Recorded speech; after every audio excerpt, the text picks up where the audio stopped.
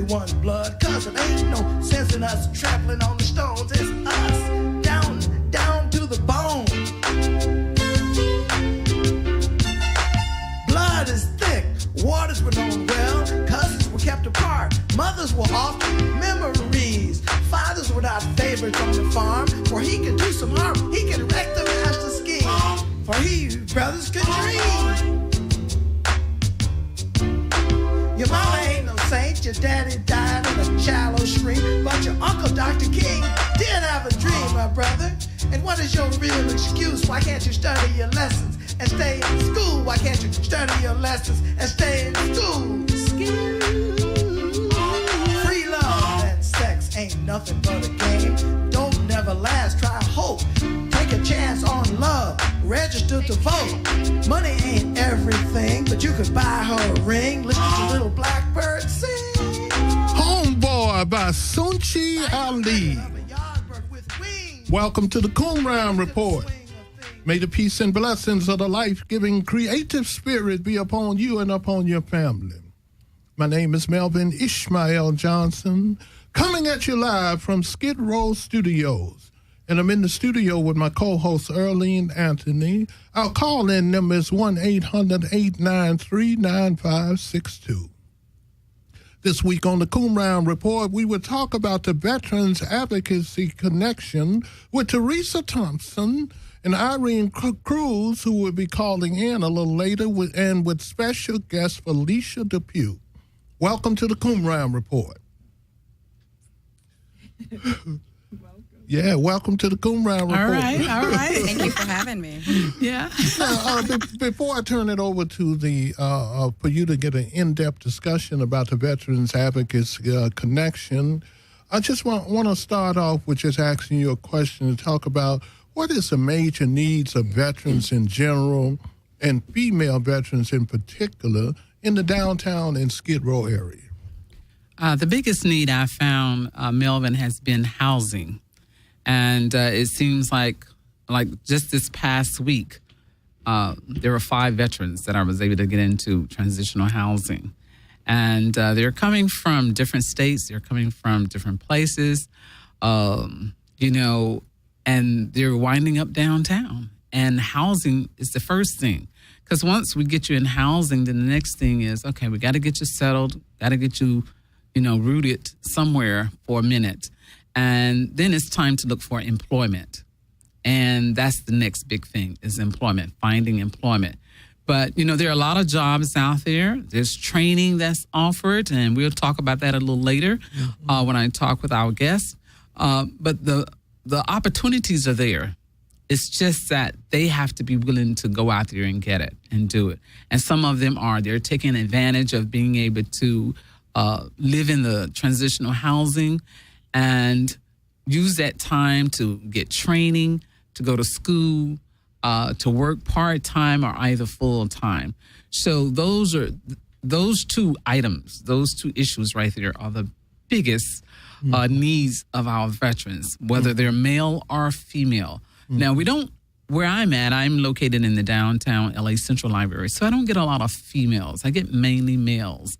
But there are female veterans out there. I'm a female vet. And so as a result, their needs are there, but they're not in the downtown area, which is probably good because it's not a good area that you want many of them to be in if they're in a homeless situation. So the needs are there, and the VA has been working to address a lot of those needs, but there's still a lot of gaps, that are not being filled when we have married veterans. They don't have housing where they can be in the same place together. If they don't have children. If they have children, they can find housing. But the VA forgot there are single vets and older vets who have just their wives or that don't have any small children that they're taking care of. It's just the two of them. And that has been one of the biggest problems also is finding a place where they can still be together. They can be in a shelter, but if they are and they're together, he's on one side, she's on the other side, or he's on one floor and she's on another floor. He's in one program and she's in another program. So they haven't addressed that. And that's something that needs to be addressed is what do we do with married vets that do not have children, veterans who have, for reasons like losing a job and have eventually lost everything, finding themselves on Skid Row together, trying to make it. And there should be emphasis on keeping that couple together, not separating them. And that's an issue that it seems to be, I don't think it's being ignored. I think it's just not being realized that, wow, yes, we got veterans that don't have little children, don't have teenage children. Their children are grown, but for whatever reasons, they find themselves homeless. And so that's one of the issues that needs to be addressed. Okay. And so far, the VA hasn't addressed it. And none of the organizations, they haven't addressed that need yet. And then I hope in your discussion with Felicia later on that you get a chance to talk about how to centralize all of the resources down there for veterans, you know, in one local. Maybe in your show we can figure it out, some kind of job board or something like that, where all of the veterans can access this information. Yeah, because they've tried to do that with the Bob Hope Patriotic Hall. It hasn't quite gotten there yet, but that's what they were looking at, a one-stop center for veterans to be able to go and get their needs met. And, you know, it still needs some work, you know. But the radio show, I think, by bringing on guests like Felicia who can tell us about different programs, she's from one organization, another organization can come, and I know there are ways to do it. We just have to find the ways. What is the most workable way that will be effective and efficient for getting the information out to veterans? And that's the main thing that we have to work on. Okay, let's do a little short community calendar, and then I'll turn it over to you. Okay. Right, here's Arlene Anthony with the community calendar. This is the community calendar for upcoming events. Friday, April the 17th, 2015 at 6 p.m., the Los Angeles Poverty Department and Drama Stage Coon Run presents a stage reading of If the Shoe Fits, Voices from the Dungeons and Tombs of Solitary Confinement. The script is compiled by Melvin Ishmael Johnson and Andy Griggs. The location of this event is the Los Angeles Poverty Department Museum, located at 440 South Broadway on the second floor, downtown Los Angeles. This is a free event. All are welcome to attend. Light refreshments will be served, and after the reading, there will be a Q&A. This is disability and wheelchair accessible. For more information, please contact 213-479-1764 or 213-413-1077. Now, this event is on Tuesdays and Saturdays beginning April the 25th, 2015 through May the 9th, 2015. It's going to be fun and it's going to be free. And it's a 3 weeks comedy and performance workshop. And it'll be an intensive workshop and it'll be held in the Skidrow area. And this is led by Christina Wong, guest artist Rich Yap, and Leslie Acetio. The location is the LA Can, 838 East 6th Street, Los Angeles, California, 921. And people in the area know where Los Angeles Can is. So please, for more information, contact Christina Sherrill. If you have a community event that you would like announced on our show, send the information to dramastage1@yahoo.com. Attention, Arlene Anthony. The call-in number for our show is 800-893-9562. Now, back to our host. Okay, thank you, Miss Arlene Anthony. Now, I know your co-host, Miss Irene Cruz, she's supposed to call in at 8:30 tonight. So I'm going to turn it over to Teresa Thomas for Veterans Advocacy Connection.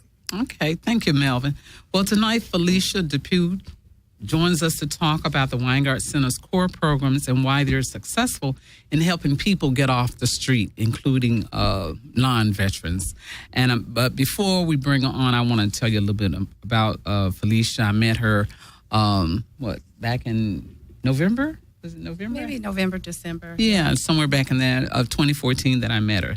And she's the Weingart Center's Marketing and Public Relations Coordinator.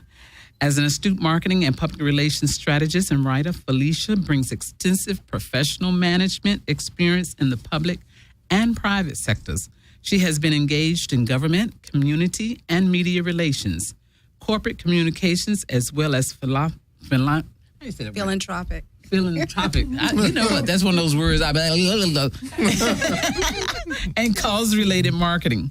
Passionate about humanitarian causes and social human services, Felicia is laser-focused on telling the stories of the voiceless, those whose lives have been transformed and their self-sufficiency restored through participation in the many Weingart Center programs, as well as stories about the homeless and conditions on Skidrow. We can talk all night about that. Oh, yes, we can.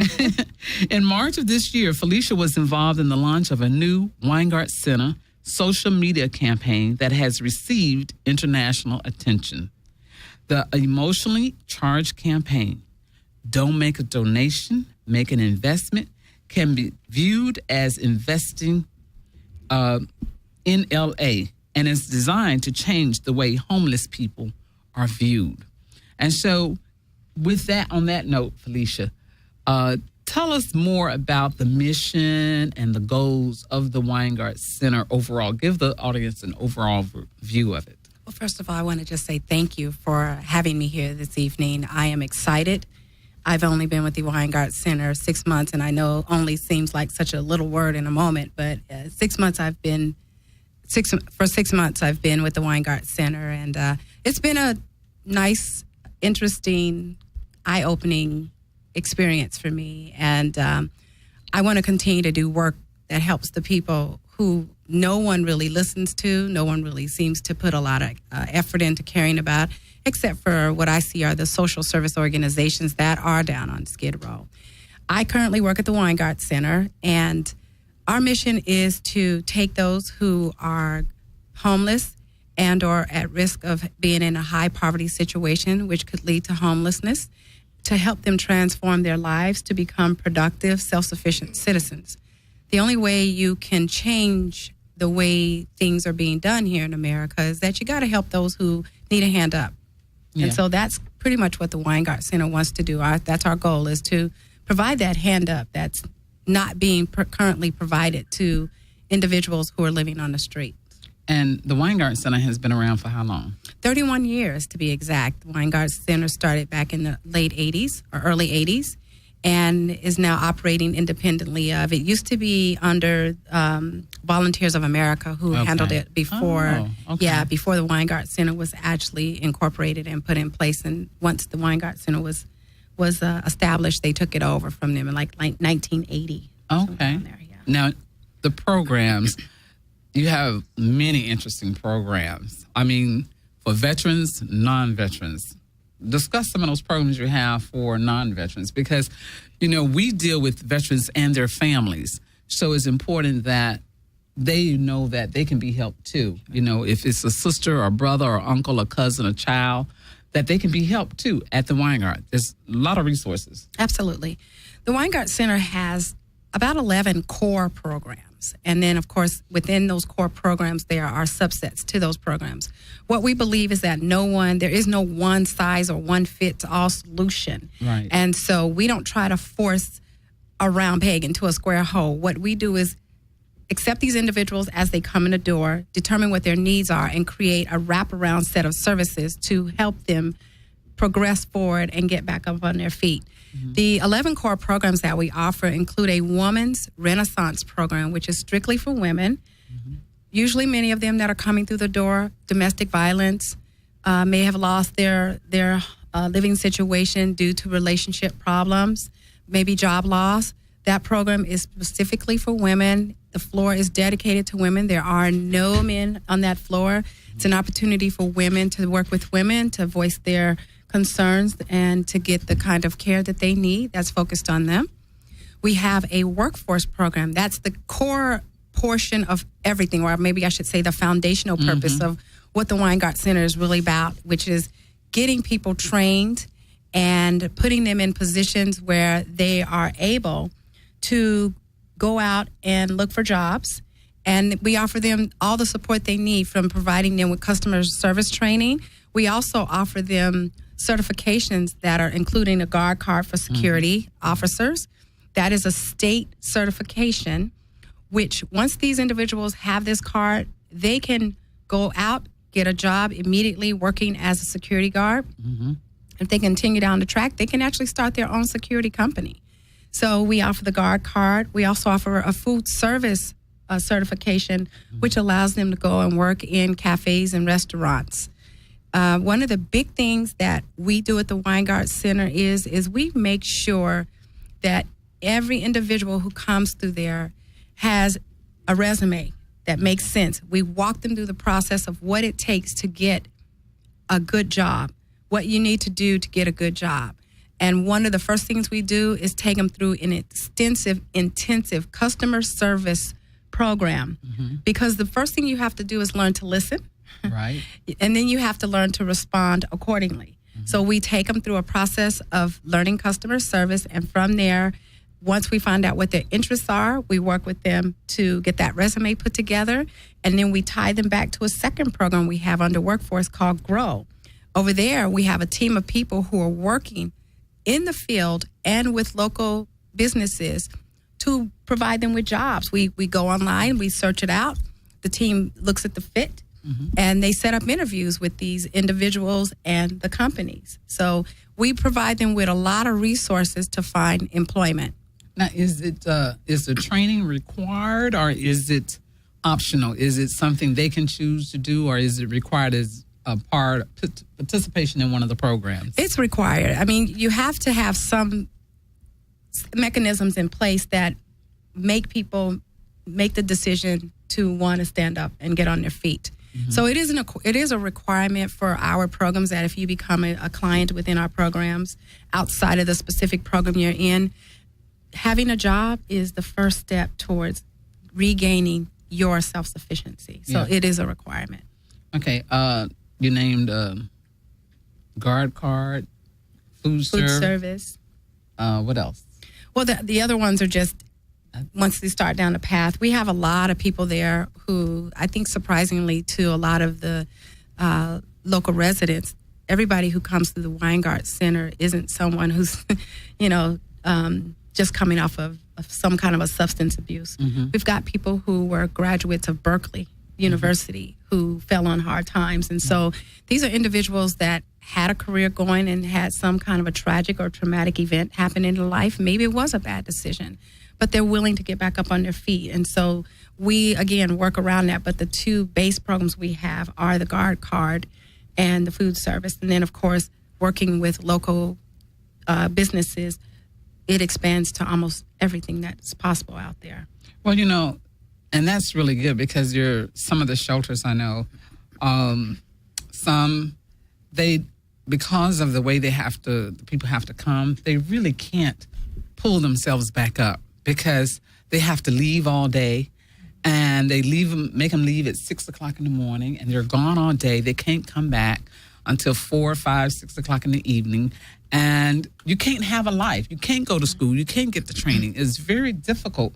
I mean, I shouldn't say it can't be done. It can be done, but it's very difficult because you're not stable. You're not getting the rest. I had a veteran that was staying in such a place, and he wasn't getting sleep. It was in a dormitory setting, and he was tired each day. They were going through sleep deprivation because of the situation he was in. And so that's something that the Weingart that I know gives them that opportunity. You have a room, you may have some roommates, but you have a chance to just relax, get back on your feet, pick yourself up, and keep on going.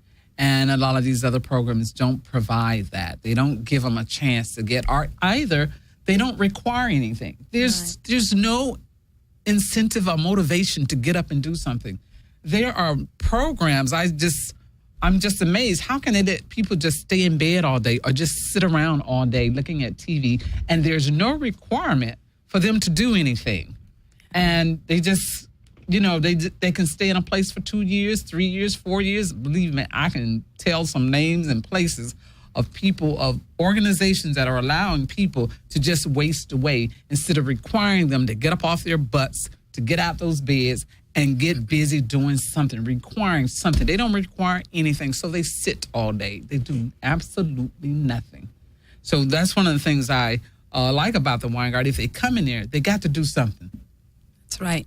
That's right. I'm a firm believer that a mindset change is the first thing that must happen in order for somebody to move from this current position that they're in. Mm-hmm. And it seems to be the same kind of philosophy that is played out at the Weingart, because you come in the door, you become a client, you determine that you want to become a client, and becoming a client, there are some responsibilities that you'll have. It's about helping you learn how to restructure and organize your life so that you can begin to move toward being self-sufficient. So the requirements that Weingart has is, hey, you're in our program. We give you a place to lay your head every night. You got your own room, or you're saying, you may have a roommate or two, but you have your own room. We feed you 3 meals a day. We don't charge you a dime for it. Right.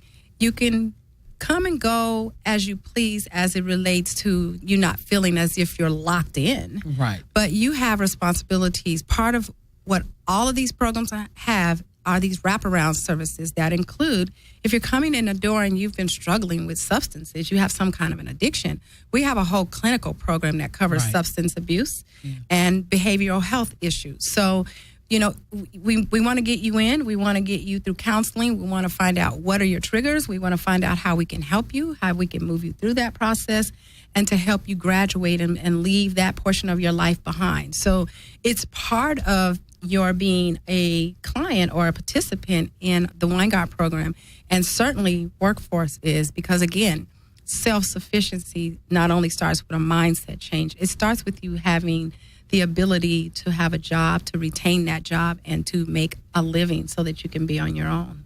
So what are some of the other programs besides the Renaissance for women? We also have 2 programs that are kind of hand-in-hand almost. Our EPIC and our AB 109 programs are for those who are coming out of the penal system. Mm-hmm. It's very difficult for them to be reintegrated back into the community. That's a really tough situation. A lot of people don't want these individuals to just come back into the neighborhoods. And so what we do is we work with them to make that slow transition from a life of being behind bars or in prison to helping them regain skills that they need.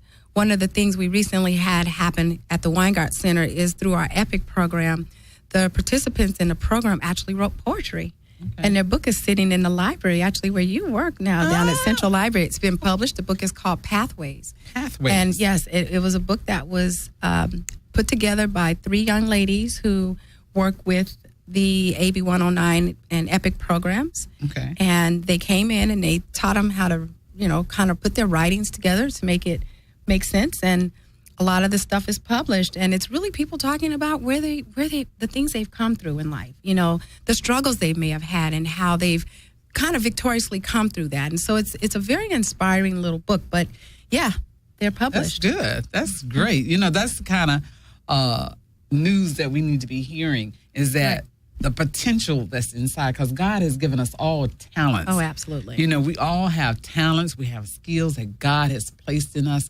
and many times we need the right situation to bring those talents and skills out. Absolutely. And so being in the AB 109, they're coming out of jail, they need that. They need that support.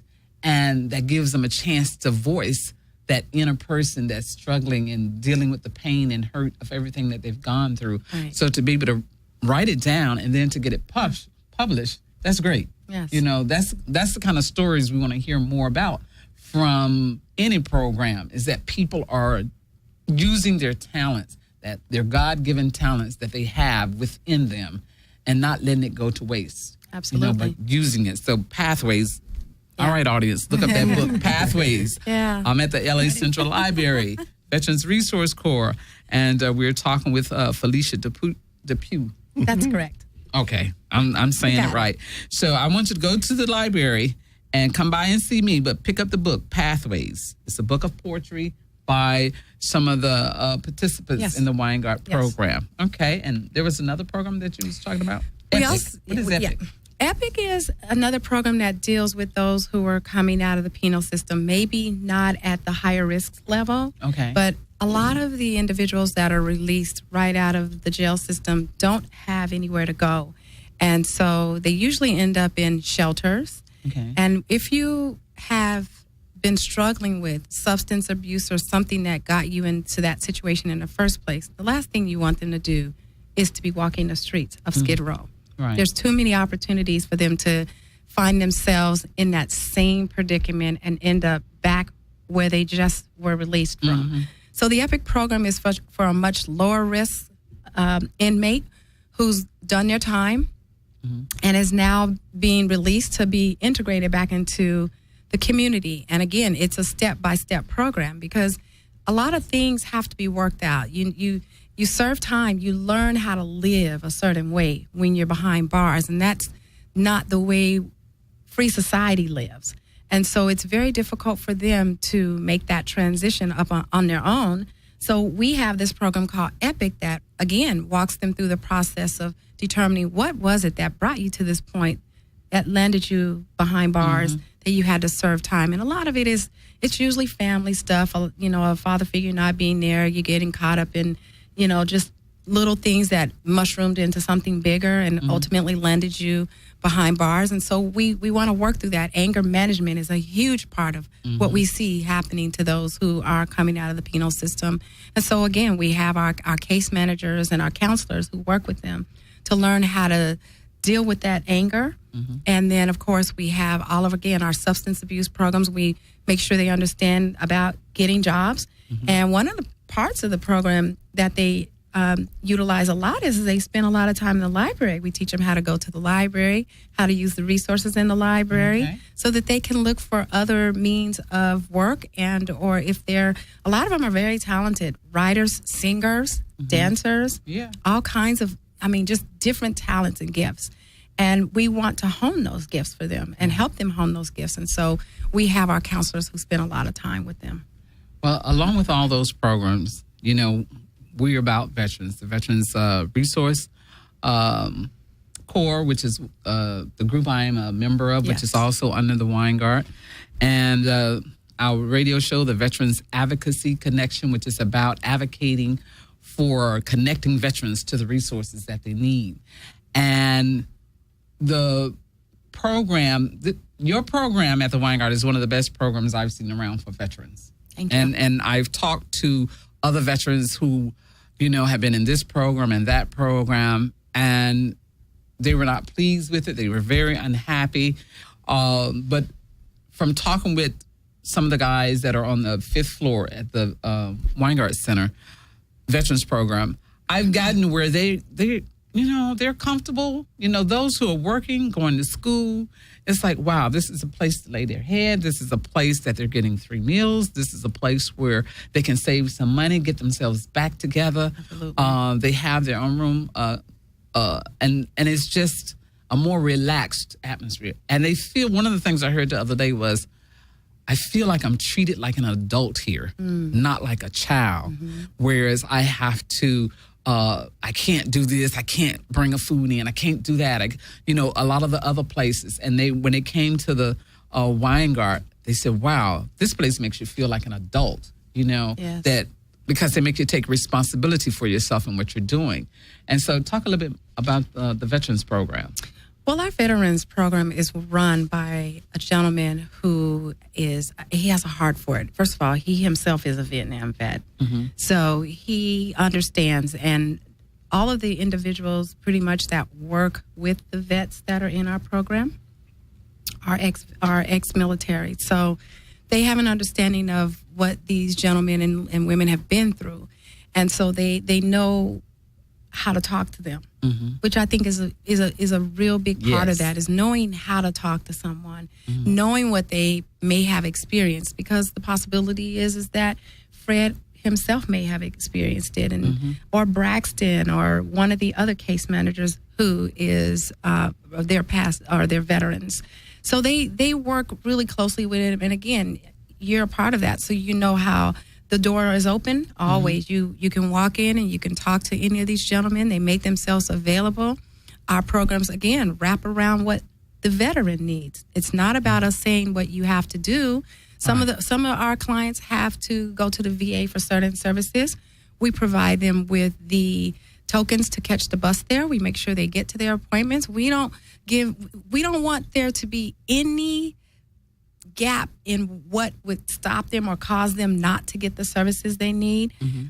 We make sure that, again, they go through our workforce program because we want to help them learn how to transfer the skills that maybe they've had for years working in the armed forces to how they can use those skills in everyday life. So we do a lot of work with them to find out what they did when they were in the service and how those skills are applicable in today's corporate America market. So that's a huge part of it.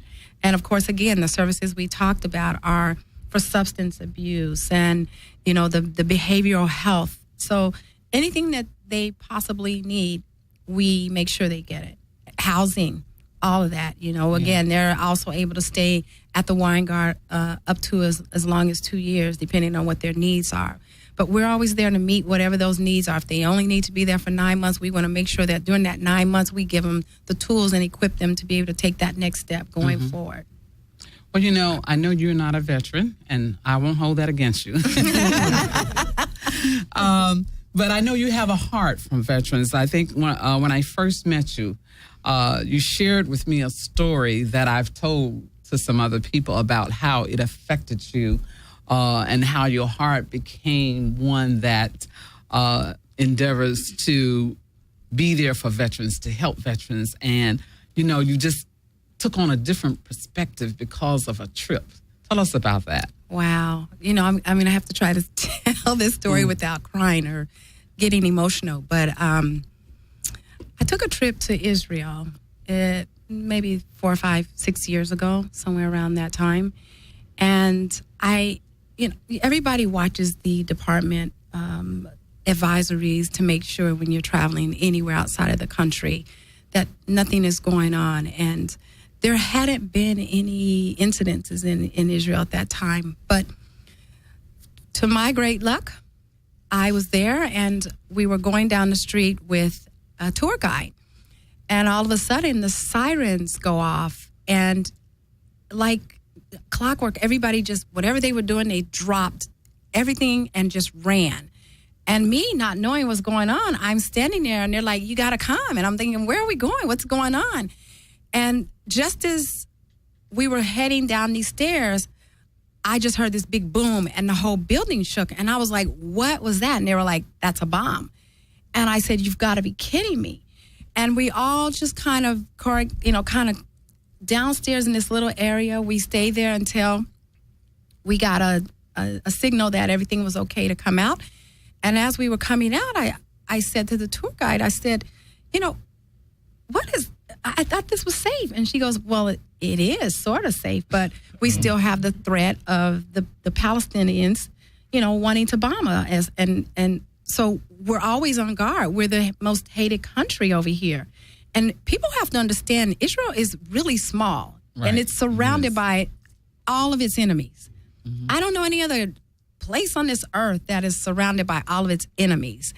And those people have learned how to live with it. And as we came upstairs and out, what I saw were cars left running on the street with the doors wide open from once they heard the siren, they just took off because that's the way of life for them. And so we were continuing on down the street and the sirens went off again. And this time there were children playing in the middle of the street. The age range was probably anywhere from 5 to 11. They were kicking a ball and the sirens went off and they took off. And of course, this time I took off with them. I know you did. I realized this is, you don't know where the bomb is coming from. That's what the siren is designed to do, is which they don't know. Most times they just, they detect that a missile has been launched and the siren is the pre-warning to the bomb. And wow. We took off running. And this time when I was having the conversation, of course, we heard the boom again. And so when we came back up, the tour guide went on to explain to me that, and talked about if it wasn't for America, they wouldn't be able to protect themselves this way, that they have this invisible bubble that when it senses a missile has been launched, it kind of goes up and is a covering, and it deflects the bomb. So what we were hearing was the bomb, when they can get it up in time and close it, it stops. It actually detonates the bomb before it hits the city. Okay. Yeah. So that's why people run, because you never know if it's gotten to where it needs to be in time for everybody to be safe. And so I couldn't wait to get out of there. I was happy to be there, but I couldn't wait to get out of there. And I remember saying to the pilot, are we going to be safe? Because we don't get to fly all the way back to the U.S. under a bubble. Uh-huh. And he goes, oh, we'll be fine. And I said, how are you going to make that promise to me? And he goes, you'll be fine. Oh, needless to say, I prayed all the way. Uh-huh. And and when he said, we're okay, because they're like this okay signal, because I'm thinking you could shoot the plane down. Right. And when he said, we're all clear, I came up and I just started praising the Lord, first of all. All right. When I got my feet back on U.S. soil, I kissed the ground. And I already had grown up around Army bases. I lived in Colorado, Denver, so I lived by Fitzsimmons and Laurie Air Force Base. So I've always had friends and family members who were a part of the armed forces. But it gave me a different perspective. Yeah. And I started to realize, look, I can walk down the street here. Mm-hmm. I can drive down the street. I don't have to worry about somebody wearing a jacket who wants to detonate a bomb and just kill a lot of people because they believe they're doing it for a specific right purpose. Mm-hmm. I don't have to do any of that. And then I started to put the extra pieces on there, and I said, my people, Americans, my people, I don't care what color you are. I don't care what, none of that makes a difference. Put their lives on the line, sacrificed to go to keep this country safe so that when I come home, I don't have to worry. Yeah. I don't have the same worries that the people in Israel have, or Iraq or Iran or Afghanistan. Right. I don't have those worries. And so I have a heart for those who literally have given 90% of their life. And when I say 90%, because they're back here. And to me, it's almost like all we've given them back is 10% of that, because they're on the streets. And I can't understand how we're allowing that to happen. I don't get it. If it wasn't for you and the many other veterans, we couldn't sit here and have this conversation. I lived in China for a minute. We couldn't do this. Mm-hmm. There's no radio station for the people to voice their opinions. Are you kidding? Mm-hmm. And so people died. People sacrificed. They gave up everything so that somebody like me could have a career, talk on the radio, have a job, go to sleep at night, and do everything I want to do without fear. Mm-hmm. And so that's why my thing, I don't care where I am. When I see a veteran, I don't just say thank you. I know it's the best I can give in the moment, but I try to express to them beyond just thank you for your service. I know that's nice and everything and acknowledging, but I try to go the extra mile and tell them I understand. Mm-hmm. I understand, because I couldn't last with 2 little bombs detonating up in the air. So I can't imagine what somebody's life was like, running from enemies, bullets, and everything flying around them, how they could do this. Mm-hmm. So that experience changed me. Yeah, and when you shared it with me and I heard you talking about it, I was like, wow, if more Americans could really begin to understand. I mean, there's been a new understanding coming over the past several years, but if more Americans really understood how important, our men and women are, who are in uniform, who go over, whether they stay stateside or whether they go overseas, wherever they are, that they are part of our protection that God has given us, to have them ready to go. They have to get trained. These are young boys and young women that come that may not know anything, and they get in there and they train them, they get them straight, they show them what to do and how to do it, and they go out there willingly to provide the service that we need, that everybody else's need. Melvin is a veteran also. Well, thank you. He's a veteran also. And so, you have the front line, you have those in the support role, you have those in the air, the sea, the water, wherever they are, they've been there for us. And it's so important to me.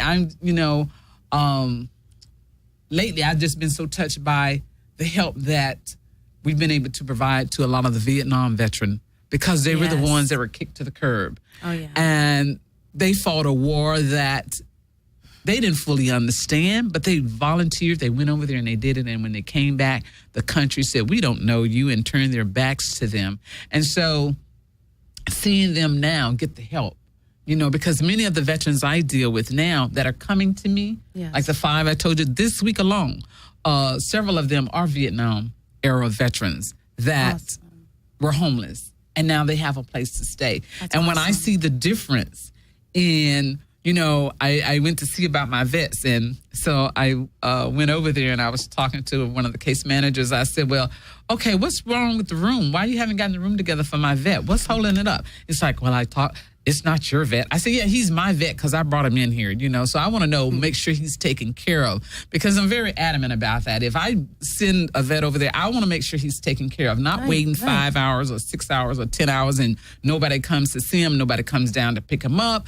It's like, what's going on? And so they know me over there for speaking up for my veterans. They're my veterans. Right. They're like my babies. I have to take care of them. I got to make sure that they have a place to stay, they're comfortable in the room, and once they get some rest, because I had to tell them, just rest, because they were all sleep deprived, all 5 of them, and they all came from different places, and but they were all homeless and needed something better. And I said, well, and I had one guy who had called the Veterans Hotline, and they had given him a place in Hollywood somewhere. And so I said, okay, all he had was an address. And I said, well, okay, let me call and find out what they have, because I'm telling you about the Weingart. Let me call and see what this one. So he went on to lunch. I said, go to lunch so you don't miss your lunch. Come on back and I'll tell you. So when he came back, I compared. I said, well, they put 4 in a room. You get 1 in a room over here. You may get 2 when you first get here, but they eventually going to put you 1 and have your own room. I said, well, you can have this, you can't have this, you can't have this, you can do this, and they got this. I said, but over here, you got this, and this. And so as he looked at it and I presented the choices for him, I said, now, which one you want to go to? He said, well, he said, I thought I wanted to go over there, but this one works out best for me. I like, he said, that sounds real good. Can you get me in there? I said, let me call. So I got him set up, and he was able to get in. So, I check on him. I said, get some rest, because I had one that came, and the last time I saw him was that Thursday, and it didn't work out. That Friday, he was out. He couldn't get back in time before they left. So he said he'd come back Monday. He said, I'll be okay, because he was sleeping on the streets. So when he came back Monday, he looked worse than before because he hadn't slept, Yeah. And so now when I see him and some of the other veterans, I can see they've rested. Yeah. They've cleaned up. The first thing they wanted to do was to shower, wash clothes, get themselves some sleep. And so they've all had a chance to do that now. And so I can see them now. They're already looking better. What a difference a day makes, okay? What a difference a night of rest makes in their lives when I see that. So I'm passionate in the sense because these are men who have served our country. I'm not talking about 1 or 2 years. I'm talking about 8 years and 10 years for each one of them. They served some years in the Navy, in the Marines, in the Air Force. And so it's like, wow, okay. But they fell on hard times. And in each case, it was mainly about losing a job. Absolutely, they lost a job, and they tried to pick themselves back up without needing help, because, you know how men are. If they're men, they want to, hey, I can do this. I can handle this. I'm cool. Everything is trying to work through it. But things don't happen. And so as a result, they find themselves, they have to ask for help. They need the help. And, I'm glad we're there to be able to, because they all found me in the library. They just happened to come in the library to use the computers. They saw the Veterans Resource Center sign, because when you come down the escalator, you can see it. Yeah. And they came over there. They started talking to me and asking me questions. And I started working on their behalf and getting them in. And so, it's not that we're going outside. It's not that somebody's referring them. Just being in the library, because that's the first place. It's a community center now, the library is. It's a stopping place now. Yeah. It's a place where people go to rest, to meet other people, to use the computers. And, they see me and they're like, oh, hi, what do you do? They're not sure, because even though they see the sign, it's like, well, I'm a veteran. I've been there, done that. What you need?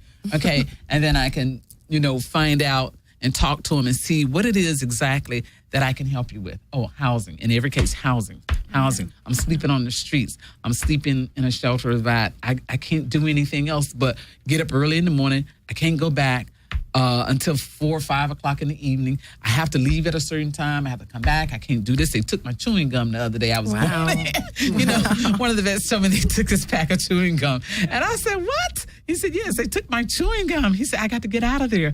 I said, okay, I'm working on it. So I'm on the phone calling Braxton, and it's like, what's up? Okay, I got my guy here, has the liaison call. What's going on? And so once they're all in, it just feels good. Well, you get the rest too. Yeah, yeah, but I'm ready. I'm ready for the next one. Where the rest of them? All right, bring me 5 more. Exactly. So we can get them taken care of. But I'm glad that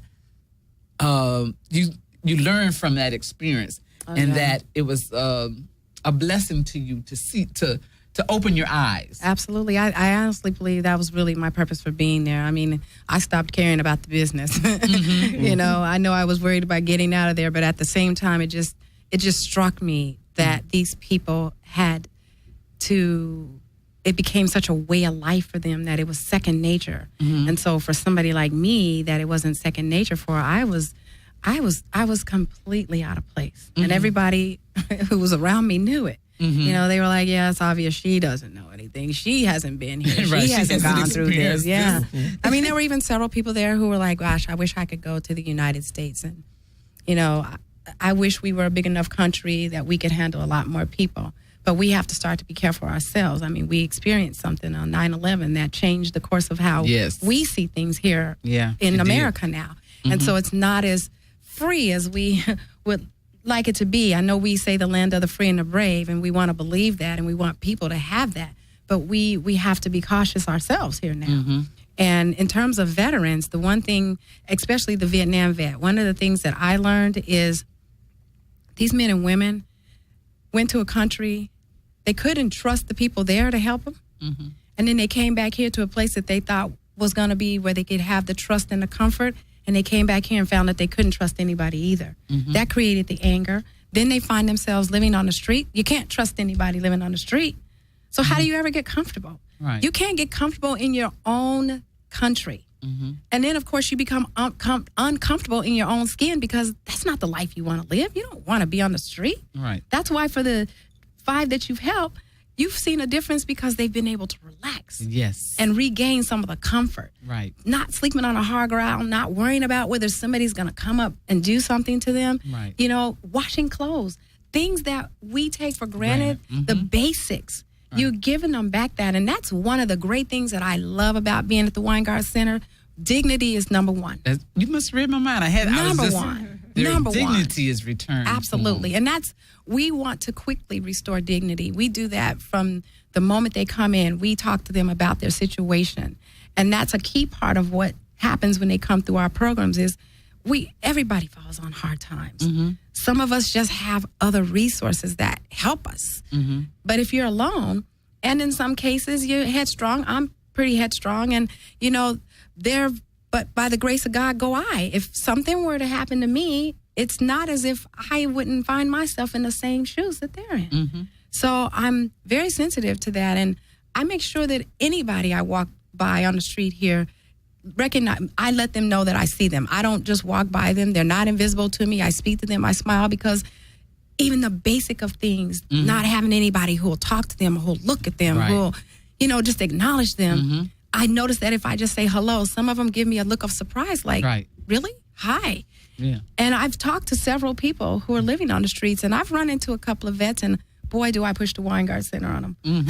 Right. Well, you're also part of a documentary that's been. Tell us about that documentary. Got about a few more minutes. Yeah, we were selected. I met a couple of gentlemen who were documentarians who were working with DirecTV to do a documentary that's coming out this summer. And I went through a long, myself and Braxton, and a gentleman in the Grow program by the name of Marcus Armand. We sat down with them, and we told them what we do. And because we are the largest comprehensive human services organization on the West Coast, And the fact that our programs are designed to wrap around the needs of the individual, not the needs of a type of individual, they saw that as a unique part of what needs to be explained. And so we were selected, and currently we're filming this documentary with them, and they've selected yourself along with one other vet. Yeah. You know I was going to get Teresa in there somewhere. But they've selected... They forgot about me. I haven't heard from them. No, you know, the whole purpose of this documentary was really to be about a post-9/11 veteran who may have seen combat. And the purpose of that was not to leave the Vietnam vets out of it, but a lot of the post-9/11 are young men and women who went straight into armed services out of high school. So they've never had the ability to be independent, to know what it means to look for a job, how to find the job. Yeah. And so they are coming back now from Iraq and Afghanistan, and they're landing on the street because they don't know how to do the basics. So the purpose of this documentary really was to show how organizations are helping these young post-9/11 veterans reintegrate themselves not only into society, but learn to take responsibility on a non-combat level. Now, when is this expected to be? This is coming. This documentary will air starting in June, and the way DirecTV is doing it is they're allowing all of their viewers across the United States to see this documentary, and they'll be able to queue it up anytime they want, which is what I love. It's not something that's going to air one time and they're not going to see it. They'll be able to go on their cable listing, see the show, and they will be able to watch it at will, whenever they want, however long they want. If they want to have a dinner over it and talk about it, or they want to show it to the kids at school or wherever, they'll be able to show that. And I think that's commendable of DirecTV to take that step. Right. That makes it available to everybody on their time. Exactly. And the last thing was, don't make a donation, make an investment. That's the Weingart motto for provisions. And I like that because it is making an investment in the veteran, in a person, in another human being. Absolutely. Make an investment. And I've heard stories in the past of people who made an investment in someone, and down the road, that person became a part of their life. So, Absolutely. Yeah, and so, I want to thank you, Felicia. I think Melvin is cueing me saying, all right, shut up talking. So, contact number. Okay, for Felicia, you want a contact number for her?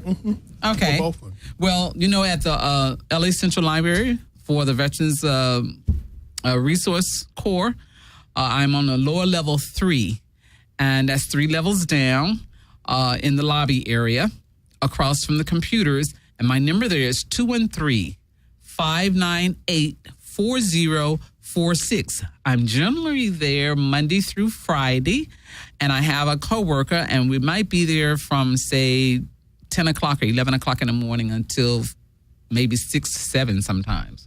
What's your contact? Well, for me, you can reach me at 213-689-2183. That's 213-689-2183. Okay, thank you very much. Hopefully, when you get your show rolling, because I was talking to Blair and Raquel, and they was talking about one of the major problems they have down there is the tent dwellers. And I would really like to get a discussion on that, how we can impact the individuals that live in the tents and help transition them out. Yeah, but a great discussion. Okay. I would like to extend a special thanks to Teresa Thomas, Felicia Depew, and my co-host, Earlene Anthony. Please listen to past shows of the Coomran Report by Googling in Coomran Report. This show will be on YouTube tomorrow morning, so you can pull it up. Yeah. Thank you for tuning in to the Coomran Report, and from your host, Melvin Ishmael Johnson. May the peace and blessings of the life-giving creative spirit be upon you and upon your family. I leave you with the song that opened the show, Homeboy by Sunchi Ali. All right. Homeboy. Homeboy.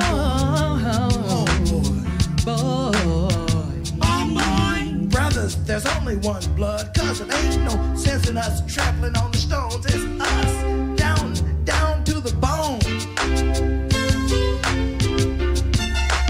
Blood is thick, waters were known well, cousins were kept apart, mothers were often memories. Fathers were not favorites on the farm, for he could do some harm, he could wreck the master scheme, for he brothers could dream.